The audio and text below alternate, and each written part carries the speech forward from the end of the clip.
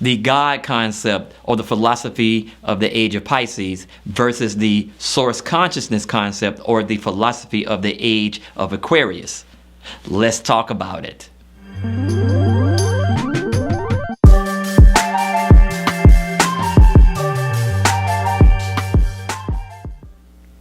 Let's talk about why it's important for us to have this conversation. The first reason is this. We are transitioning out of the age of Pisces and into the age of Aquarius, or we're transitioning out of the age, the Kali Yuga age or the Kamdali age, and into the age of Dwapara or the age of Abdali. And therefore, with that transition, the philosophical understanding is going to also transition into this new age and new way of thinking that we call the thinking of the source consciousness. So it's very important for us to really get into kind of an understanding of the difference between the two, so we can kind of get a better understanding of what we're transitioning into and why we are bearing witness to so much change in the world today. So let's go ahead and jump right into comparing these two concepts. So what we say is the God concept, which is this concept that was born under the age of Pisces and even part of the age of Aries. The God concept is really a philosophical concept. I call it a definite article, which means it exists or can only exist through the dogma of religious terms within a specific religious practice. So like for instance, when a Christian uses the word God, they're coming from their own philosophical understanding of what God means according to the Bible and according to their Christian philosophy. When a Muslim says Allah, they are coming from their understanding of the concept of Allah through their religious dogma and things of that nature. So it's really specific to their religious tradition. And so therefore, acceptance of these particular dogmas are typically brought forth through conquering and conquest and so on and so on. Now let's go to the source consciousness. The source consciousness is what I would call a indefinite article. So in other words, it doesn't exist within a specific dogma or specific religious practice. As a matter of fact, a person can come to the awareness and understanding of source consciousness through their own day-to-day activities, through the practices of meditation and things of that nature. They can come to the awareness of the one source consciousness functioning through them, giving them the ability to be of consciousness as well.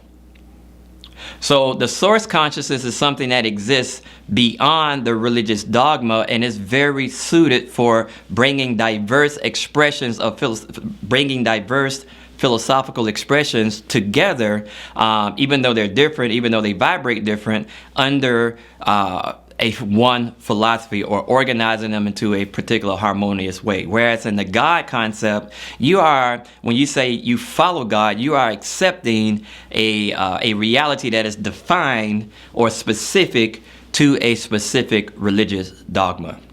Okay, so now the next concept we'll take a look at is what we call the concept of anthropomorphizing, or giving human characteristics to something that goes beyond the human nature. Well, in the God concept, the approach is God is humanized, or the character of God is defined through a man, an authority, a loving God, a partial God. In certain traditions, this particular God favors certain tribes over other tribes, and so on and so on. But again, this is just a humanizing, a specific and purposeful humanizing of something that goes beyond understanding to allow it to be assimilated and allow it to be understood. The source consciousness is not presented in the form of human form because source consciousness exists before the creation of all physical form. As a matter of fact, in the Kemetic dogma, or in the Kemetic Genesis story, the knowing the evolutions of Ra and the overthrowing of Opep, source consciousness is presented or says that it existed alone. It existed before the creation of any and all things. So instead of presenting this particular entity in the form of a human, and therefore really limiting its ability to be understood, this particular form is described in attributes. So the attribute of Atem or Atum or Amen or Amun or Ptah are the three attributes that define the one reality. All right, and so they define this reality to allow it to be understood from a self-awareness perspective versus from a humanized perspective that within the God concept that allows people functioning in that Kamdawi phase at the lowest consciousness to grasp and understood and have a way of understanding it. Excuse me. Now, it's important for you to understand, and I did do a video on the 4 phases of consciousness within the 25,000 year cycle. Go ahead and hit the button up there and watch that video. But the point is that what we have to understand is that the God concept is taking place within the Kali Yuga phase, and therefore in the Kali Yuga phase, consciousness is only 25% active, and therefore it is unable to grasp abstract reality, and therefore the tool of anthropomorphizing or giving human characteristics to things is a phenomenal tool during this age to allow some level of understanding of something that goes beyond understanding. But the source consciousness is a philosophical expression that exists within the age of Aquarius, and therefore exists in that Dwapara age or in that Abdawi age, where now consciousness is at 50% capacity and therefore has the ability to grasp and understand abstract things. Okay, so now let's go to our third topic, the topic of worship. So in the God concept, since we have given this entity human characteristics, the goal of this particular form of worship is to allow, through the worshiping of these idols, these humanized idols, these messiahs and saviors and things of that nature, through the worship of these particular idols, and God, the concept of God, would qualify as an idol because it's been humanized and presented as a man and presented with certain moral principles of manhood and so on and so on. But through the worship of these idols, the hope is that the moral values that have been given to these particular objects will be assimilated into the being of the worshiper. So therefore, in these particular things, these people are trained to worship external idols as the source of their success, so that through this worship, the moral character that has been defined, that has been scripted in this particular idol, will eventually be assimilated into the moral capacity of the worshiper. In the source consciousness expression of worship, since source consciousness exists beyond the physical form and is not presented in a humanized character, so to speak, we're talking about self-awareness, self-understanding, and so on and so on. So now, through the practice of self-awareness and self-understanding, you are grasping and coming to understand the one reality that exists in you, that gives you your level of consciousness that existed before the beginning of time. So the worship practice within the source consciousness concept, where we're going to, is a self-awareness process now. You are, through spiritual practice, coming to an awareness of the values of this particular source consciousness and what it means to your specific life through your specific vibration, and how you can use the faculties of this expression manifesting through you to bring about your own specific outcomes. In the God concept, you're not asked to understand that these systems are not built for understanding. They are built so that you will follow them and hold you accountable to moral values and things of that nature. They're not built for understanding. The concept of the source consciousness is built for you to come to a level of self-awareness that gives you complete power over your life. Okay, so now let's talk about God as the centralized authority. In the God concept, God is presented as the centralized authority, the source of authority for all things. So therefore, through this conquest ideology, all people are brought under the authority of this one particular God concept. And through this authority, they are managed and controlled. So therefore, they are told that, if you do wrong, God is going to smite you down, or God is going to take care of you, or God's going to come out and do these different things. But in actuality, it is simply a system of control control. It is simply seeking to bring everybody under one moral expression so that that authority can have greater control over people functioning at that Kali Yuga phase of consciousness. And so in this particular regard, God is presented as a man, so that because, the masculine energy is somewhat better suited for conquering, holding people accountable, punishing people, rewarding people, as long as they're following this particular religious code. So the concept of morality, or the concept of moral principle, is really about specific moral strategies that both Islam and Christianity use to bring people under the authority of this one Godhead. So you'll find that when these entities went out and conquered these, in most cases, African-centered traditions, who were matrilineal based and all these other things, they were bringing all of these diverse philosophical understandings under the authority of one Godhead. That's why, they say the one and only God. That's kind of an advertisement to say that, no, God is the authority of all different expressions of a religion, and therefore we're going to conquer you and bring you under, even though you may have different moral understanding, we're going to conquer you and bring you under the one moral tradition of this particular Godhead. Now, these traditions work, again, because they're built on the understanding that in the Kali Yuga phase, the minority of people are able to understand Ma'at, or are able to understand Dharma. And so therefore, they're supposed to bring people under the authority of people who are morally in tune and with the universe and things of that nature, and are mature in their leadership. And ultimately, the Godhead is there to pass authority on to these particular people that are supposed to be the ones that can, that are able to make decisions in harmony with Ma'at and harmony with the Dharma for the whole, majority of people, so to speak. These traditions work as long as the people in leadership are moral, and of course, that's not the case in our particular epoch at this particular time. So the source, the God concept is a centralized authority. It is built that way to bring the traditions of others under one authority, so that way it allows greater management of the majority of people through the leadership of the people who lead those particular philosophical traditions. A quick side note is also what's interesting in the God concept, that the God concept is presented as a man, and therefore in these particular traditions, the concept of femininity, or the feminine, is brought under the authority of this particular Godhead as well. So therefore, women are trained and taught that they are to be subservient to the masculine in this particular religious practices as well.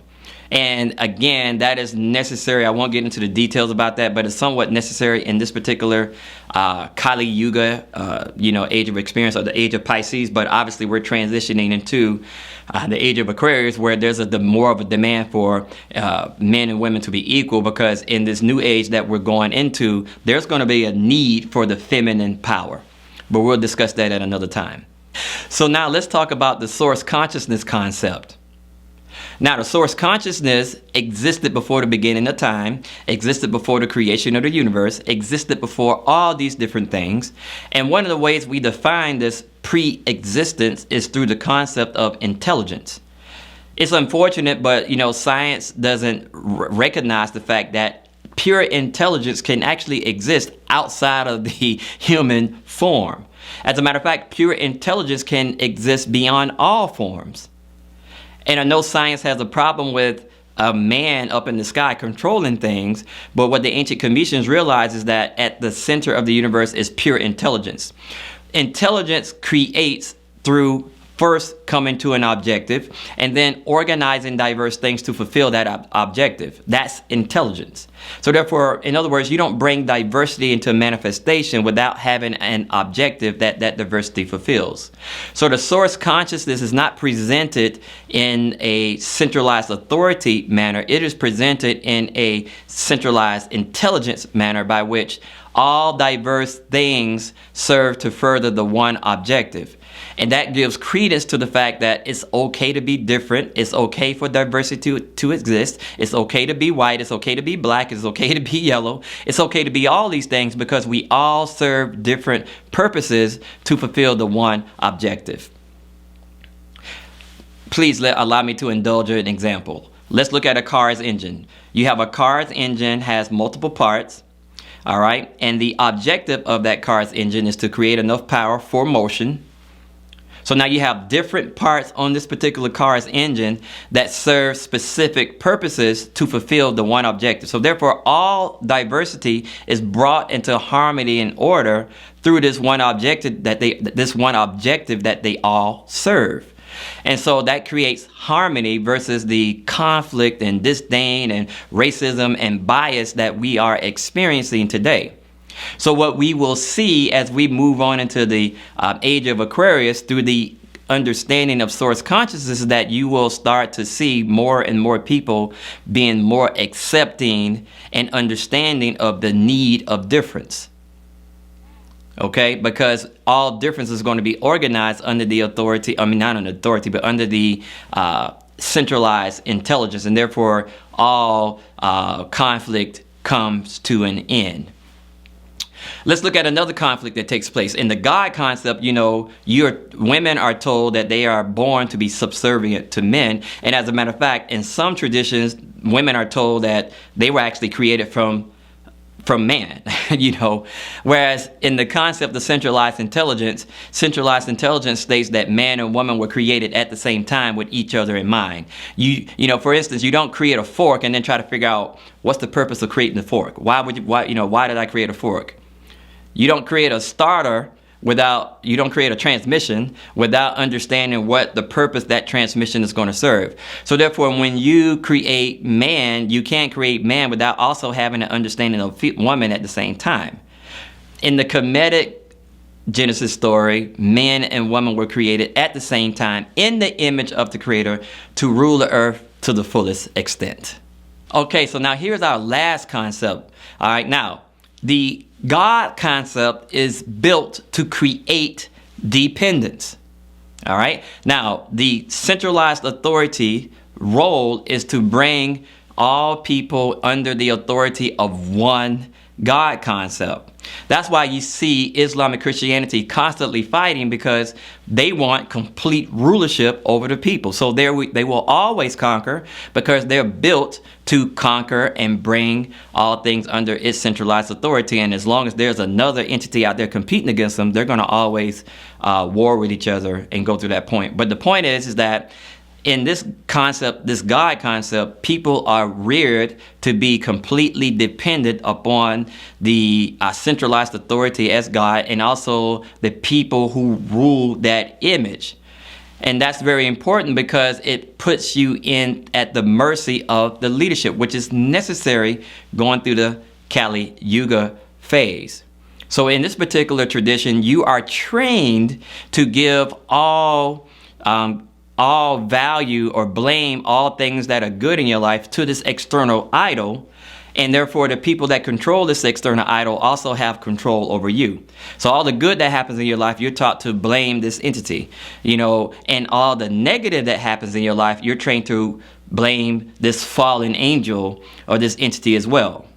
But again, these concepts are not built to bring you into a state of understanding. They're built to create fellowship, have you follow these idols, follow the moral codes and principles and things of that nature. And therefore, the dependence that it purposely creates in you to be dependent upon this idol allows the leadership to have greater control over your life. So just keep in mind when we say that, hey, black people should be more independent and more do for self, keep in mind that fundamentally we've been trained to function in a dependent manner. Okay, so now let's talk about the source consciousness. The source consciousness brings you into a state of complete independence because, again, you are trained and taught that you are the outcomes of all the things that are quote unquote good in your life and quote unquote bad in your life. Everything that is you're coming into manifestation with is the result of your actions. And again, that allows you to create that level of self-awareness that we were talking about earlier. When you become more self-aware, you bring yourself into more self-actualization, you come to the awareness that you are the source of your outcomes in life. And so the concept of the philosophical paradigm of source consciousness creates independence, because through independence you're becoming more self-aware, and that self-awareness of your own power, your own knowledge expressing itself through you is in reality the source consciousness manifesting through you anyway. So in this particular regard, you develop a sense of independence by which you are seeing things that are happening around you as a result of your actions. Now just think about it for a second. In the source consciousness concept, once you understand this concept, you'll come to understand that eventually you will get better at your personal power, and therefore you'll get better at manipulating things around you for the greater good. And therefore you'll get better from a standpoint of creating actions that are in harmony or in benevolence to Ma'at.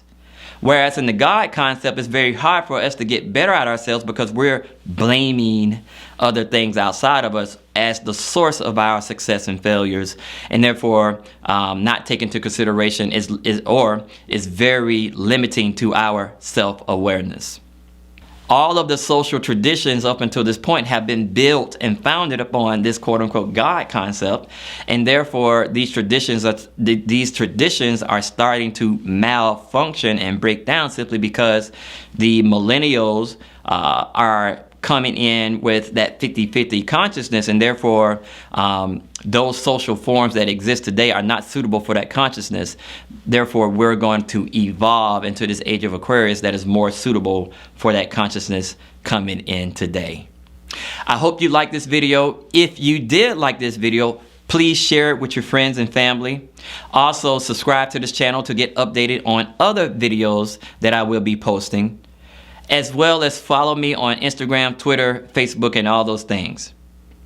Once again, let's continue to grow our light and master our method. Peace.